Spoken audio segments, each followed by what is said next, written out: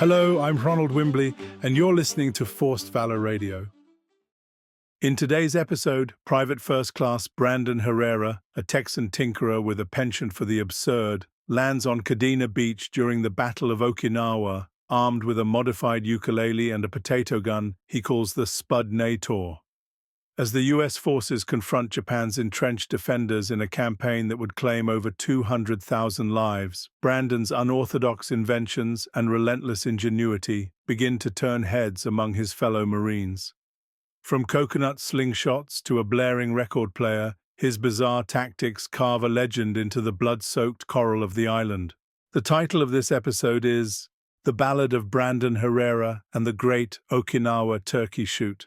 On the sun-scorched morning of April 1st, 1945, as the Battle of Okinawa roared to life, Private First Class Brandon Herrera, a lanky Texan with a mustache that defied Marine Corps grooming standards, found himself knee-deep in the mud of Kadena Beach.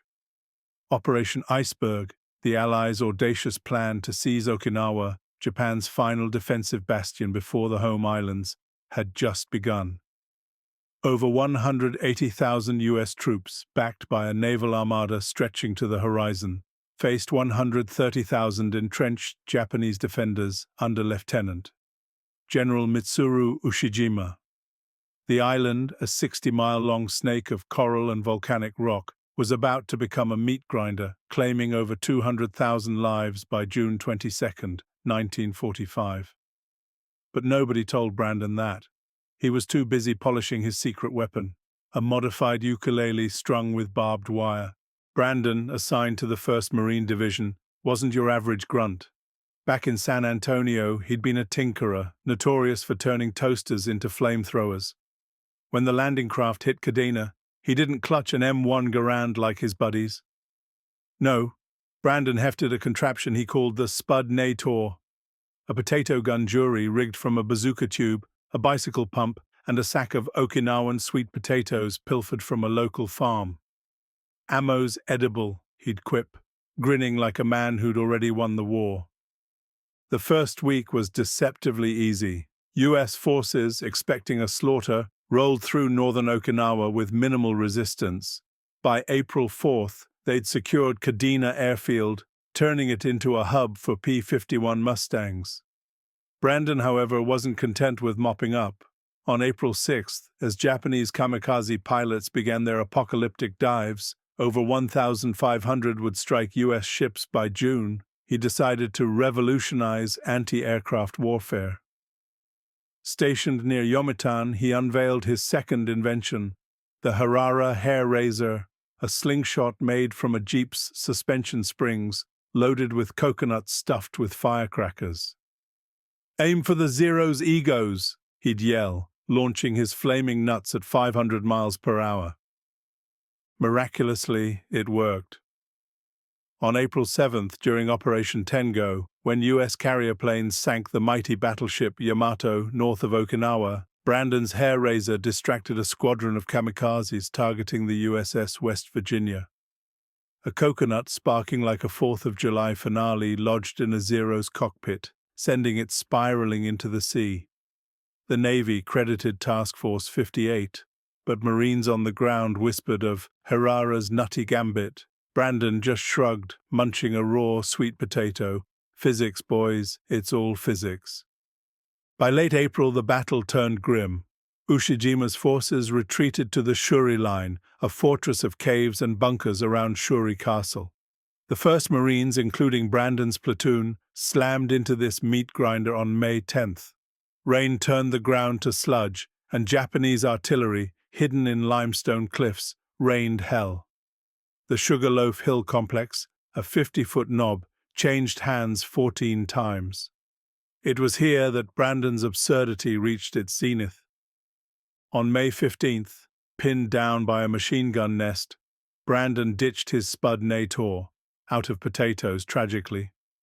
Rummaging through his pack, he produced a weapon so ludicrous it silenced his squad, a Victrola record player, rigged with a hand-crank siren and a stack of Bing Crosby 78s.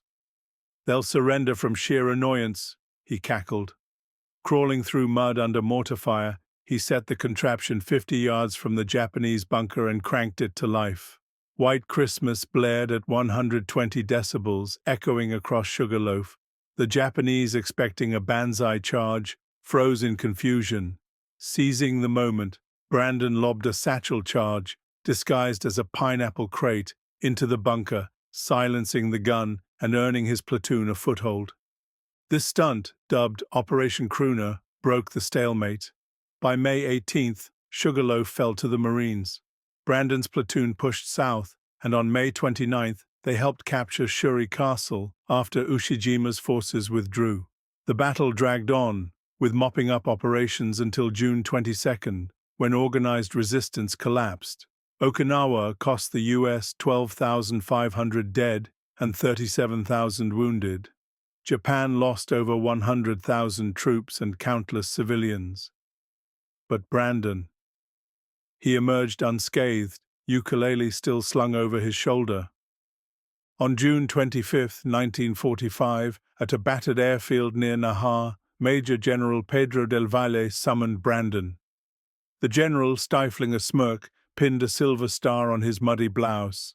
The citation, read to a snickering 1st Marine Division, praised Brandon's unorthodox ingenuity under fire, disrupting enemy operations with unconventional ordnance and morale-shattering tactics.